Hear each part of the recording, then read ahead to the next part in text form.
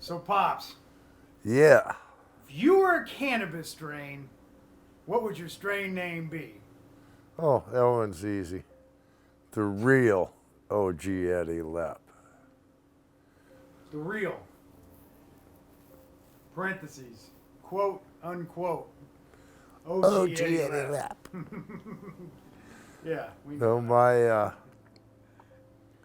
my son and I, we've got 150, 160 strain, and I don't know, thousands of different phenos. And he and the team he works with are just brilliant in the genetics. And we've finally developed the OG Eddy Lepp to the point that we'll be releasing it here sometime real soon. I've been talking to him about that too. He's Yeah. really excited. Yeah, it's something we're both really, It's been a few years he's been working on that. almost 10 total from we got the original genetics and I gave him everything. No, actually almost 15. Almost 15 years, I think, we've been working on it. I remember when you were still in federal prison, the shoe boxes of all organized in the damn shoe boxes of Eddie's genetics. I remember seeing the damn shoe boxes. Well, you know,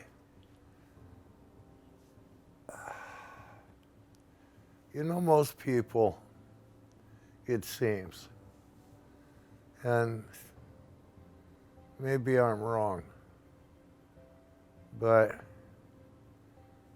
years ago, it seemed that a lot of us, Jack and Dennis and I and Valerie Carell and Pebbles Trippett and, you know, all the different people that gave so much, it seemed like there was a lot of compassion and a lot of concern for the other fellow.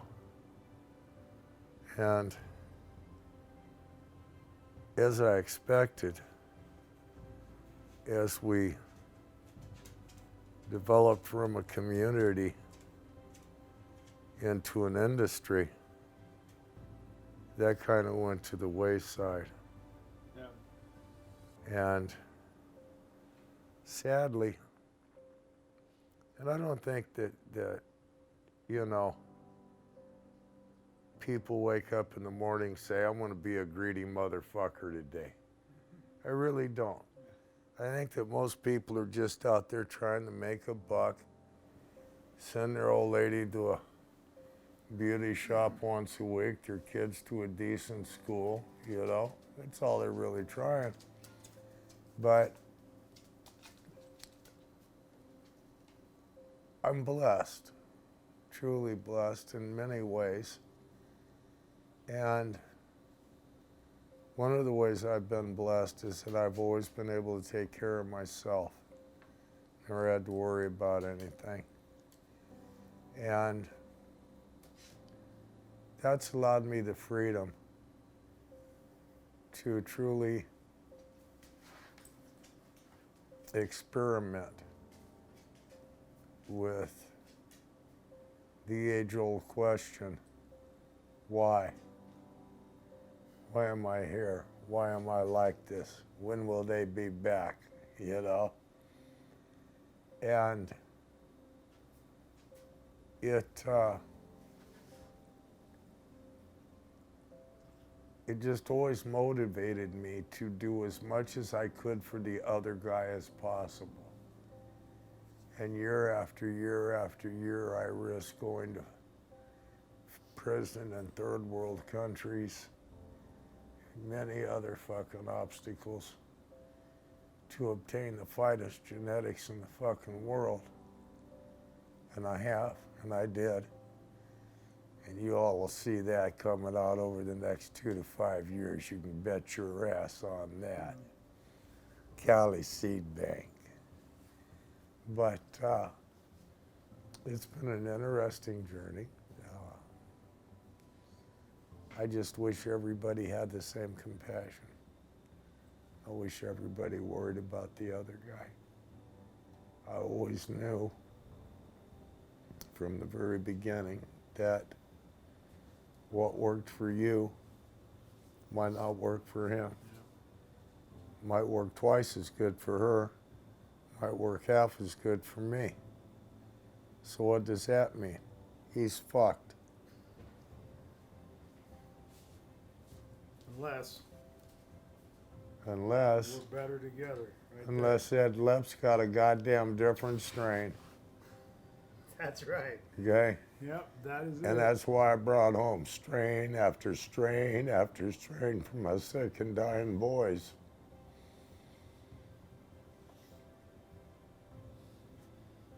It's the way you got to do it, you know. And I really would like to see more compassion in this industry. Some of these guys are losing their asses. Some are making huge amounts of money. Nobody really knows what's going on or what the future holds. But at the same time, there's some people in the industry that should be known about, that should be respected, that some of these companies should step up and help them now that they're 60, 70, 80 years old and don't have anything because they gave it all to this movement. So I'm praying that one of these days, one of them will decide that that would be a good idea and maybe start helping the senior OGs, which I really don't think is asking too much when you figure collectively what we all sacrificed. Shootouts, gunshots, jail, raids, PTSD, trauma, fucking depression, slander, shit, you name it, we got it all, you know. Pioneering. Well, you know, it wasn't easy getting from fucking Missouri to Oregon, but them sons of bitches got there. You know, and we were talking earlier. I told you then, and I'll tell you again. If my going to prison, in fact, accomplished what's happened in the last 10 years and turned this movement into an industry because of the efforts that Dennis and I and Jack and Linda and everybody else made, come and get me, you sons of bitches. I'll take another 8.5. We need the progress. We need the banking. We need you to relax these goddamn taxes and laws and treat us like what we are, dirt farmers, just like anybody else. We ain't special. We ain't different. We're farmers. Treat us that way.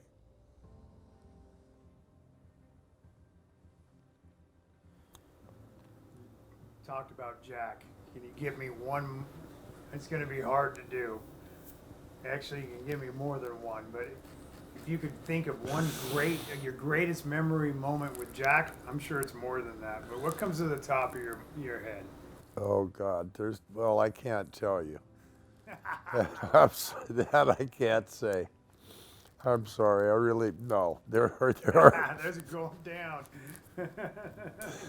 There are certain stories that Jack and I swore we'd never talk about, and to answer that question would violate that trust. Yeah. But I can tell you one that I really loved. He made me so fucking mad I could have killed the son of a bitch. Oh my fucking God, was I pissed off. If you knew Jack could be the most impatient son of a bitch in the world. He wanted it now. And so I'm zipping down the 5 headed for LA. And I got certain places where I stop so that my gas works out so I don't have to stop at fucked up places. And Jack tells me, he says, I gotta piss. pull in here, pull in here. I said, Jack, I'm 5 fucking miles from my truck stop. He said, I can't wait. He said, pull fucking in here, pull fucking in here. I said, Jack, come on. He said, pull the fuck in. I said, Jesus Christ, all right, you motherfucker. So I go ahead and I pull into the gas station. I gas up. There's like, I don't know, 6, 8, 10 people in the van.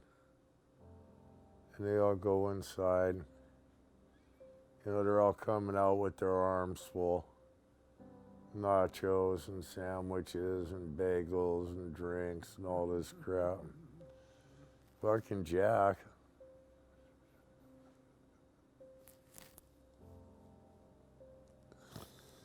He gets in the back seat. And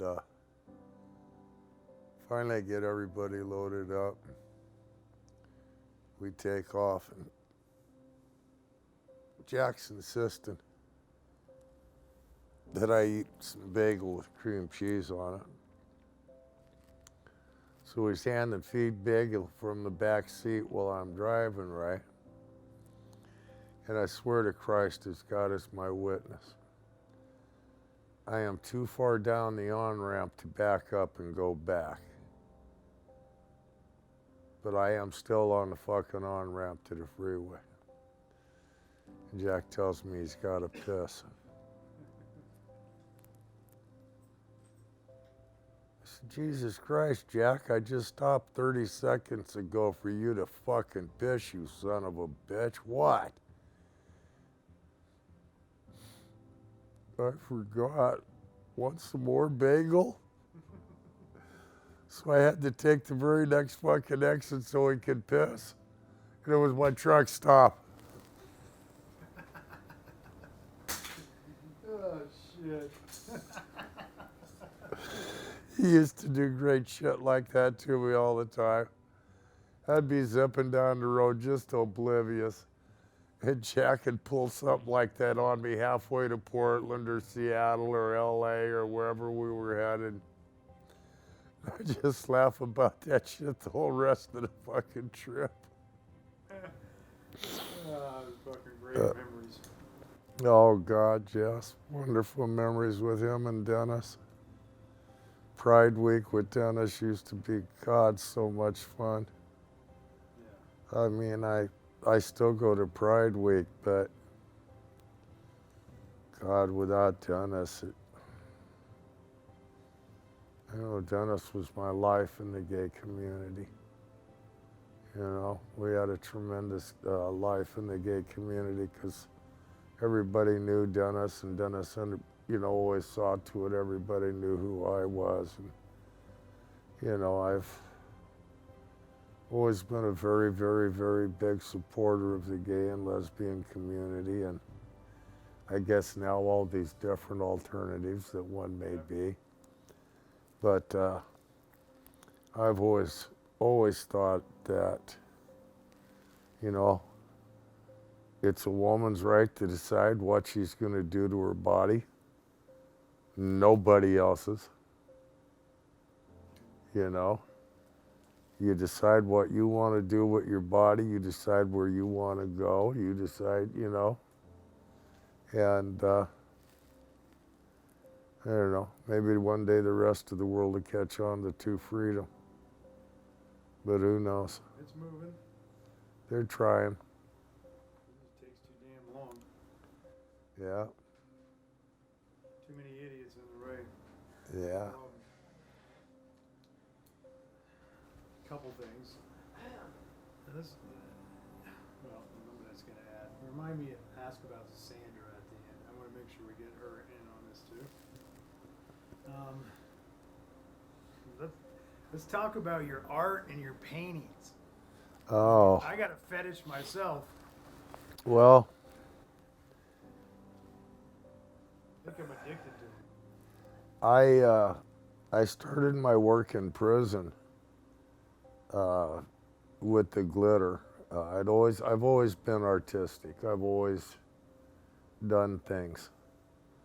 When my little bitty pretty one died, I created over 500 paintings and murals and shit like that in 6 months. It's how I dealt with the pain. And when I was in prison, I started making cards, which developed into the pictures and, you know, a whole bunch of other stuff. Mostly just to fill time and, you know, keep myself occupied. And then when I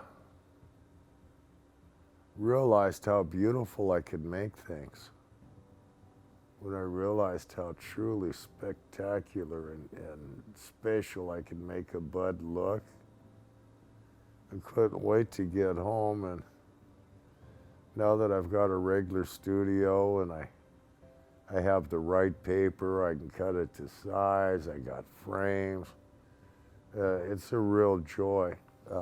For reasons I'm sure we'll discuss in a while, I haven't been creating a whole lot of new work lately, but I have several hundred in file, so I think we'll be okay. Is your work for sale? Oh, and if so, oh how can yes. people get a hold of it? They can get a hold of it through, you're gonna have to excuse me. Fine Art America has some of my work that you can get on t-shirts, bathrobes, sheets, shower curtains, coffee mugs, some of my nicest pieces. Sandy really took her time getting our presentation together for that. You can also get a hold of us through my Facebook page, and Sandy deals directly with everybody that makes inquiries almost immediately. And yeah, we've sold quite a few of them. Yeah, OG Eddy Lepp Art is another way to get a hold of me. And no, we've sold a bunch of them to various dispensaries, to the Dirt King, my baby dirt bag. Nobody can call him that but me. That's right. He's Soil King to the rest of you people. He's my baby dirt bag. That's right. That's right, 'cause Daddy loves him. The hell was I saying? You were talking about art and how to get a hold of it, and you're out. Ah, yes.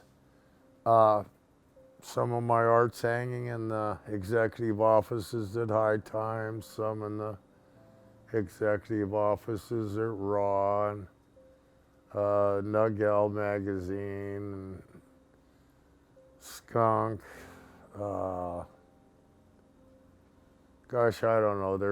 It's all over the place. From prison, right, that you did when you were in prison. Those are important because you tell me the story about it when it happened and the thought behind it. Well, yeah, and that and the fact that they can never be replaced. Right. I mean, those were done behind bars, and I can't ever go. Well, let me reword that. I will not be going back to prison to continue my art fucking classes. But no, please check out my art at the various pages we said. I'm sure here in a little bit when we bring Sandy in that she'll be able to give you more information about it. But yeah, I truly love my art. It's got me through so much pain, so much hurt, so much turmoil. And right now it's just killing me not to be able to do what I want to do in the art world. But Sandy and I are redoing our studios and stuff, so it's going to be great here in a few months. All right, new question. From your release in federal prison, tell us some of the ups and downs that you've experienced and learning process from that. Well, without going into a lot of detail for many reasons, those of you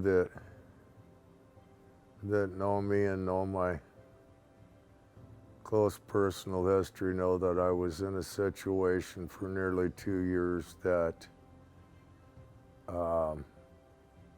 concerned everybody that knows me and loves me. Concerned them deeply, and it was only with great difficulty that I was able to move on from there.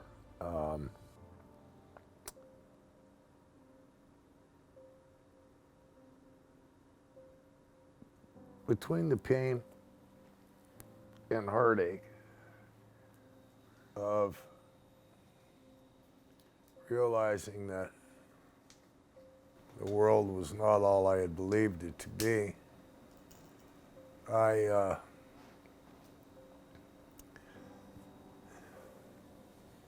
had some interesting thing happen. Last December I got COVID-19 and was literally flat on my back for 90 days.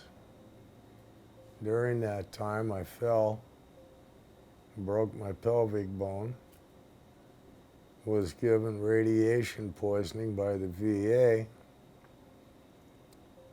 and now I find out I have cancer of the lung and the brain. But as fearful as all of this is, I'm not worried about any of it, and the reason for most of that will become apparent when we go to the next segment and you bring in my darling. But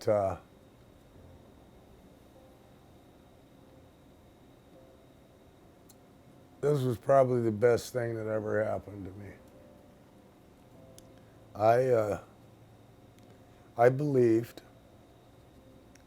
and I believe I still rightfully believe, that I have been a good man most of my life. Certainly the last 25 or 30 years, I've been as good a man as I could be. And I thought I treated everybody with the proper amount of dignity and respect and gave them their views and their opinions and wop wop, the optimum respect. And I don't know exactly what happened, but through the process of trying to discover who the fuck I really am, I realized how wrong I had been looking at life, how wrongly I'd been looking at beauty, how wrongly I had been looking at what I thought was important. And once I came to that realization and was totally honest with myself and dropped all of the walls and all the bullshit and based all of my decisions on proof, on fact. This last year and a half, 2 years, I've been about the happiest in my life.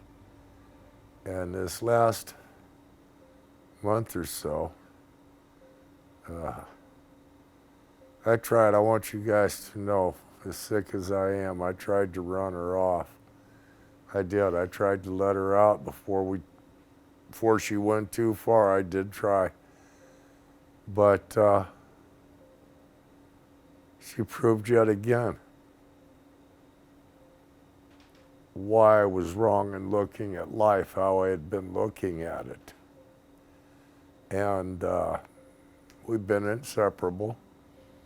And I've never been so happy in my life. We eat watermelon at 1 o'clock in the morning. I have a hot cup of cocoa at 3. We get up and go to the thrift store at 8 or 9 or tomorrow. We eat what we want to eat. We sleep when we're tired. We do what we want whenever we want. And we understand each other. And we're concerned and care about each other. She loves the way I dress. She buys me things all the time. She's always bringing me cute little tops or little pieces of jewelry. She brought me roses last week, you know? I mean, she just is so thoughtful and so kind to me. And, of course,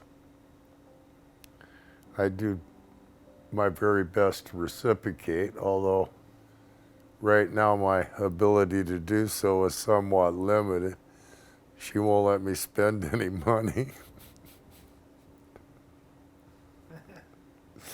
You can't spend any money till after the 1st, damn it. You're not going under 500 in your account. I can.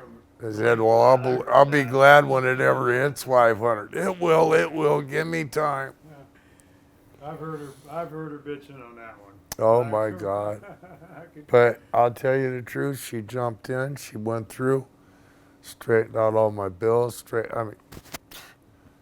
she straightened out my whole life. And then on top of it, we're just so fiercely devoted to each other. It really isn't funny. I mean, she really made me the happiest man in the world. And, you know. I can vouch for that. I see it. I've seen your transformation with her. I've seen your struggles. I've known you. I've felt you. I loved you. I've hated you. I'm used to it. He goes both ways with Daddy. I see what she has brought to you and the genuine person she is, and she is fucking amazing.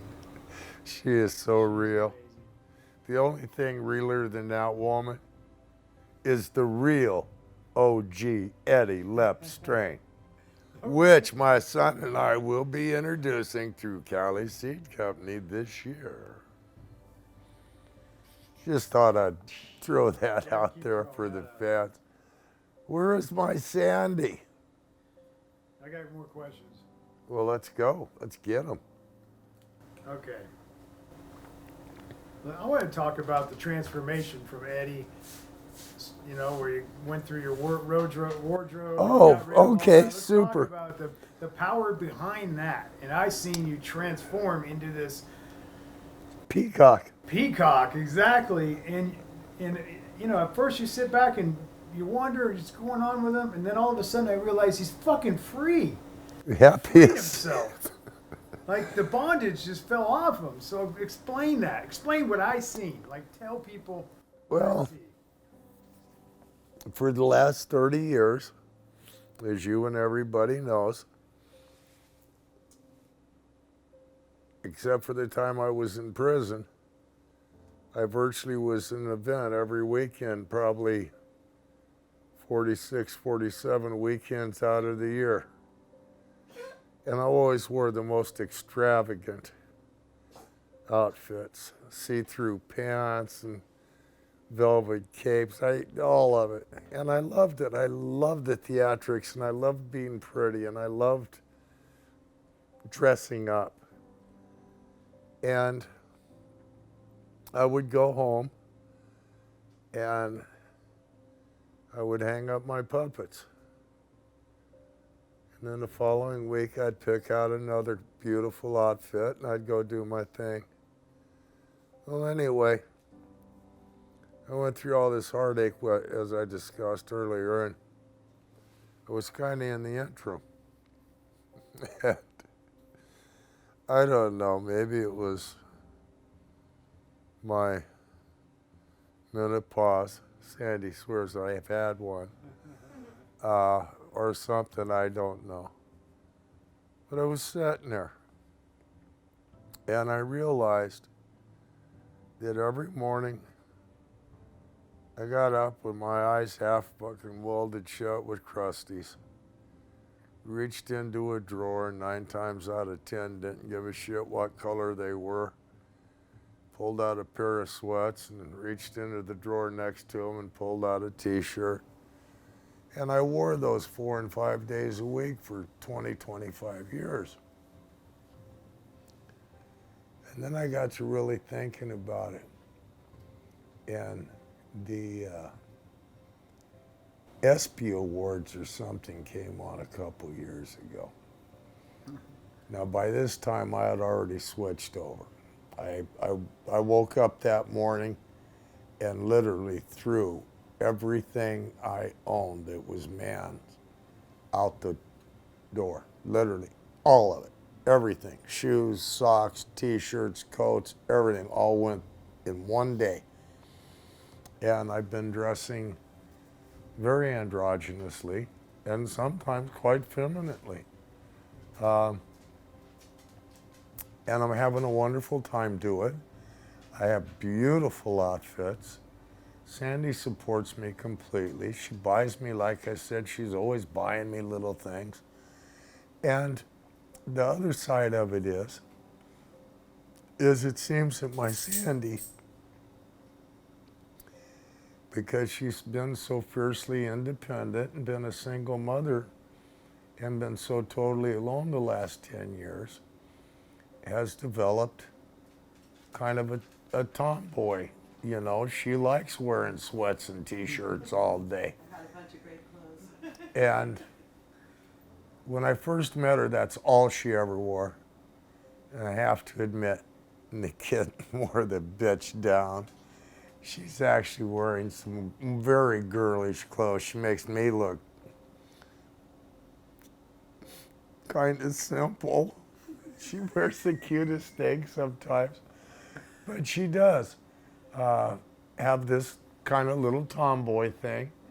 And when we're just home and it's just us, she wears her little shorts and her little work shirts, and you know, she walks around with a little hammer and her level, and you know, does her garden. And I don't give a shit. You know, feed me, give me my pills, have fun. You know, and I think that's the beauty of it, is either one of us, we have the full freedom to do whatever we want to do without the other one ever saying a word but got you back, baby. Because that's just the fucking way it is. I don't care what she does, I got her back. Yeah. She's got yours. Well, I got no doubt. She's got your back. No doubt. Okay, let's kind of. What is going on with Eddy Lepp today? And we kind of went over that in the last one, but what's going on with Eddy Lepp today? Okay, right now, in all honesty, we don't know how close to death I am. I've been hospitalized 3 times in the last week. We had to quit my radiation for a week or 2 in order for me to have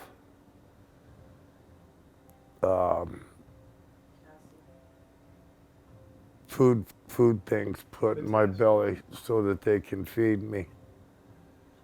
And I think that operation will be next week, but my potassium levels have been so low they can't operate for fear that I'll have a heart attack. And so the last 2 weeks, we've been trying to gain a little weight, and we've been getting treatments so that we're hydrated and our potassium levels are up good, so that when we do have to have the operation, I don't die on the operating table. And I'm in the process of moving. I lost my home. I didn't lose it, but I was forced into selling it because I no longer could afford it.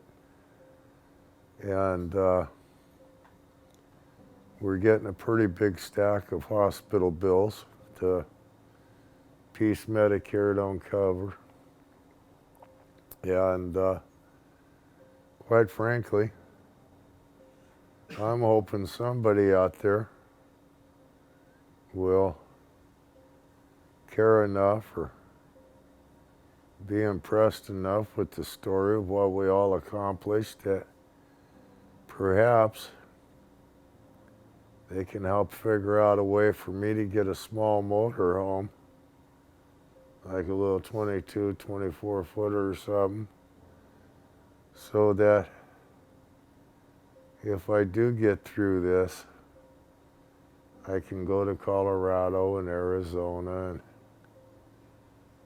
Oregon, Washington, various places where I literally have hundreds of friends and acquaintances that over the years have made my life so full and complete. And my bucket list would be to tell them all thank you for making me a better man and making my life a better life. And if somebody out there can help me do that, I'd really appreciate it. Things are a struggle financially. I can't do my artwork right now because of the radiation treatments. And so it's very difficult to raise money for the trust and,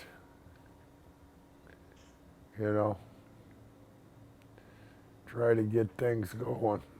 And I'm just hoping that in 7 weeks I recover enough that I can get back to doing my artwork. I miss it terribly. But I do got some gorgeous pieces done. A lot of them. Yeah.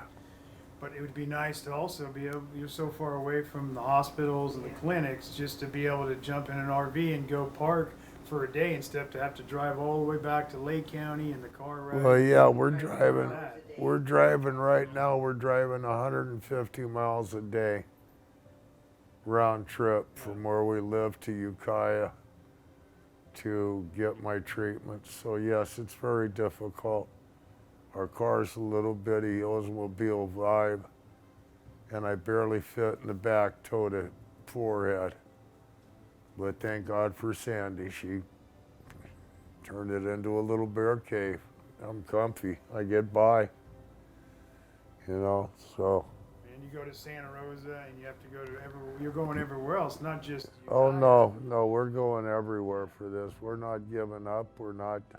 He's having a ride You know. laying down in the back of a car. That's the Tiny real. little That's the car. real. That's what's going on. Tiny. Hell, the real is, I'll be honest with you, I'm sitting here in a goddamn Pampers right now. If that don't tell you what the hell's going on, I don't know what will. I'm wearing Pampers for over a month now. Never thought I'd be happy to wear a Pampers. Sandra either. I don't want to talk about it. She's happy you Hey, got she- Pampers on too. Well, Yeah, she's had to clean me up a time or two, so she was the first ones we got didn't fit. He's at 125 pounds. Yeah, well then I was at 118. But the new ones I got from the VA, they're actually men's smalls and extra smalls, and they actually fit. So now she just occasionally has to clean my ass instead of my legs, the sheets, the blankets, the walls, the ceiling, Yeah. the dogs. Next subject. All right, we're moving on. Moving on, Pops. What is something really important to you in the future that you want people to remember Eddy for? Like, my grandfather, ancestry down, I'm legendary Johnny Appleseed Linrich for me. He's fucking Johnny Appleseed, right? You're the Johnny Appleseed in you. I mean, I know what I'm going to remember. She knows what she's going to remember. What do you want everyone else to remember you by? And even though it took me 68 years, I was smart enough finally to open my fucking eyes so I could truly find happiness. Yeah. After 68 years, I was smart enough to open my eyes. Which I probably... hope that's what they remember. I hope they remember I was a good man, and I hope they remember the example I tried to set for people, the things I did to try to help people. But, fuck it. They remember, they don't. I did what I did, not for glory, not for money, not for fame. I did it because fucking a bunch of boys were dying of AIDS. And I wasn't going to let them die alone. Yep. And then when two of your best friends are Brownie Mary and Dennis Perone, it ain't like you got a choice in the fucking matter, you know. Mary used to... Oh my God. Mary and Linda were good friends. Mary used to grab me by the arm. I need my. Okay, Mary. God, she was wonderful. Those were the days. Which brings me into another question, straight into it. My relationship with you. You've been such an influence and role model as a spiritual leader in my life over the last few years. Even when I shined away, you pulled me back. Even when I casted doubt, you squashed that out. And the things that you say to me hit me so fucking hard in the heart. Nobody's been able to penetrate that.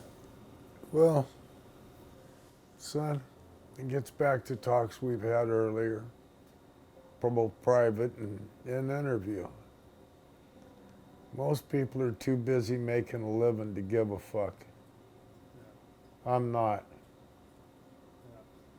I've loved you since day one. I've cared about you since day one. I love you like my own flesh and blood. I'll never tell you anything, but I think what's best in my heart for you to hear. If I'm wrong, I'm sorry. That's what my heart told me to say. Yeah, 100%. You know? You've been batting 100%. But yeah. I'm not someone that opens up and listens to people, so whatever you've casted some fucking magic dust on me that has changed me. Again, I think it's because people realize at a base level, I truly do love them, and I truly do care about each and every individual that I meet. Truly, no matter if they're rich, famous, fat, skinny, male, female, black, orange, purple, I don't give a fuck. They're all people to me. Even my little four-leggeds. Even my little four-leggeds, huh? You just little people, huh? I love you. I love you too, baby boy, so very much. What do you wanna? I'd just like to introduce Sandy. Yeah, I want you to. I'd like to have my lady come down and sit beside me for a minute. Yep, let's do that. I've spoke about her fairly extensively, and She's gonna go. She's fix such herself a- up. She's gonna go put her. She's on her way to go put her hammer and her level and nails down. Right?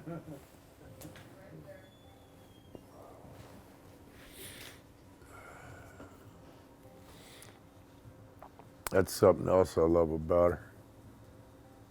Boy, you gotta get ready. She says, I'll be right there. She'll be right here. Yeah. She don't put the lipstick on the pig very thick. She ain't impressed with all that makeup and all that girly shit. She likes looking decent. She likes looking, you know, like a girl, but she don't go crazy on the shit either. You want to sit down there? Over here, honey. Yeah, that way you're between me and Patrick. That's right.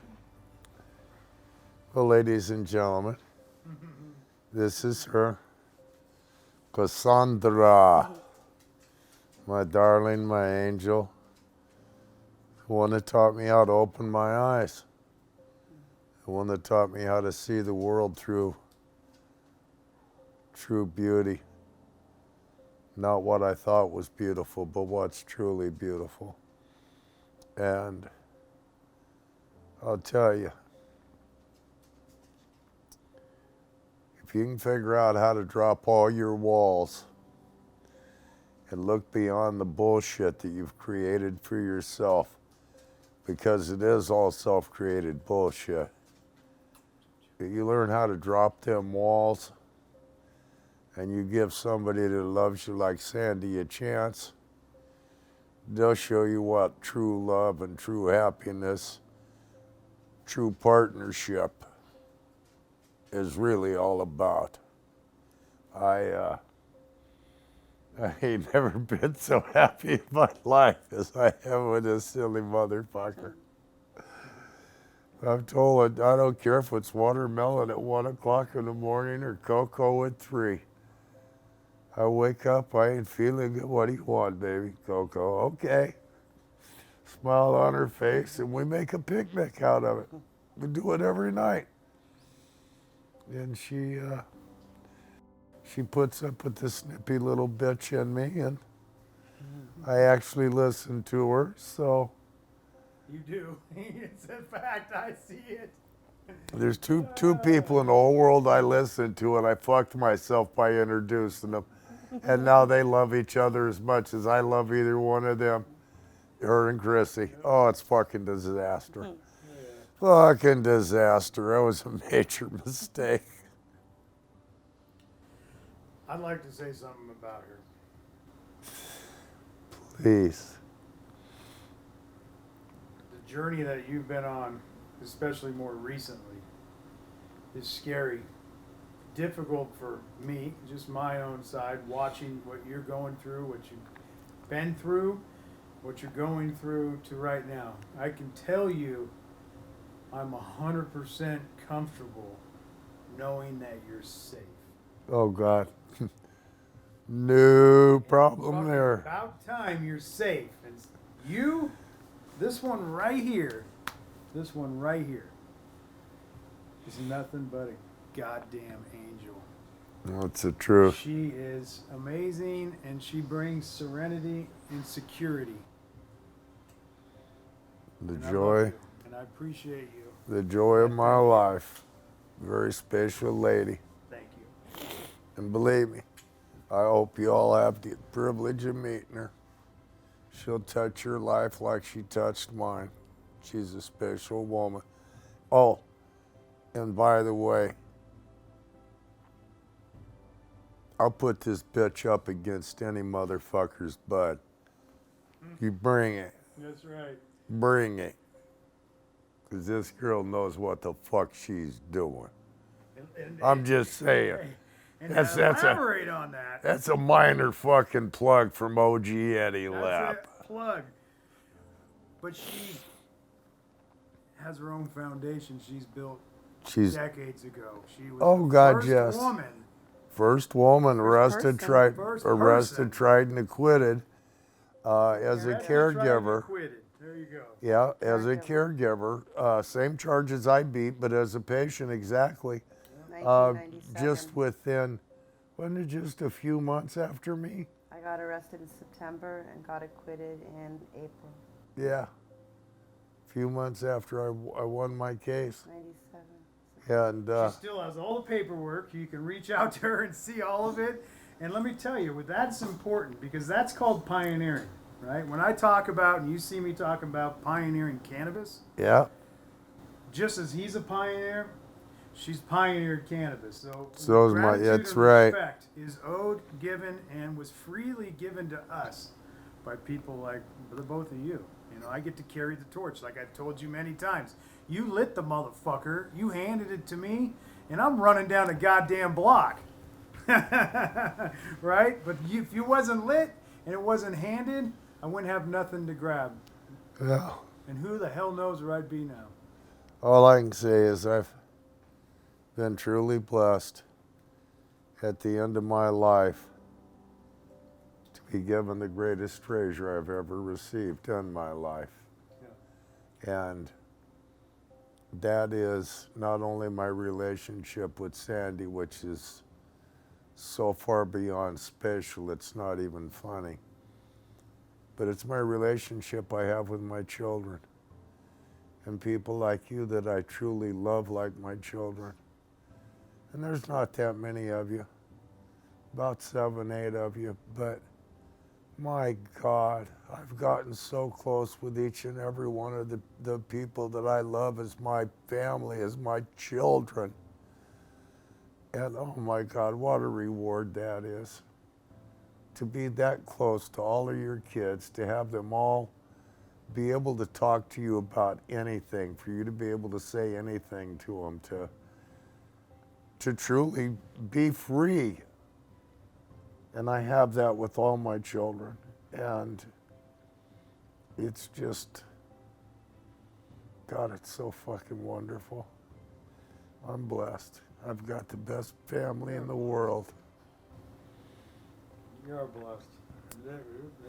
It's flowing down to us. I am getting a little tired though. Sandra, do you want to add anything? And if you do, you got to speak up because the mic's next to him. Yeah. And I'm a loudmouth, so I don't ever need it. But if you want to say anything, you know, I know that that's a chore. He's a chore. It's the best chore I've ever had. Well, thank God she decided to take on this battle. Like I said, I tried to run her off and she told me to kiss her ass. You ain't getting away that easy, buddy. You done said yes. Well, basically, we're trying to get OG Eddy Lepp Consulting going. We've got some demonstrations going for the piranha trimmers and the buckers. We've got hopefully some good consulting clients coming up on the schedule. Web page coming up around the corner, and good things coming up for OG Eddy Lepp Consulting. Awesome. Yeah. That's great. That's good. What about you? Who are you? I'm Sandra Castaneda, California's first caregiver, quitted under 215 for being a caregiver. And the woman that made Eddy Lepp the happiest man in the world. That's who she is. You know what I like about you? Did she nickname me Kitten? No, that is a great thing, and I love that because it busses me up. Where's your kitten? What did I say today? And you said, no, that's your kitten. Yeah, she said, Kitten's your name. And I said, okay. And then she wanted to change it. I said, fuck you, I'm Kitten forever. He's lying when he gets better. I He's kitten love it. until he heals. I love being You your have kid. integrity. You say what's on your mind. You're very trustworthy. And you have so many attributes, so many great qualities of your soul that I trust you. Thank you. I trust you with his heart. I know you're going to take care of him. And I know if I walk off the face of the world tomorrow, you're going to remember me. Yeah, Always. And you're you gonna know make that, sure everybody baby. else does as Always. Fuck yes, that's well. the way what we I roll. know of you. Well, you know I take care of your web pages, your Yep, Facebook pages, and yep. I also help Eddie with his. So that's something else that kind of links us a little. Yeah. Got a lot of bonds that bring us together. This old fart, this old kitten fart right here. I'm getting tired, honey. Yeah. Yeah, baby's got Yep. to lay down. He's getting That's tired. all the questions I have. Well, I want to thank you so very much for speaking with Sandy and I, and I'd like to thank you all for listening and caring. I hope that in some small way I was able to open your eyes to the fact that y'all need to open your hearts. 'Tis about love, man. Trust me, 'tis about love. More kindness, less hate. Work together. That's what it's about. That's right.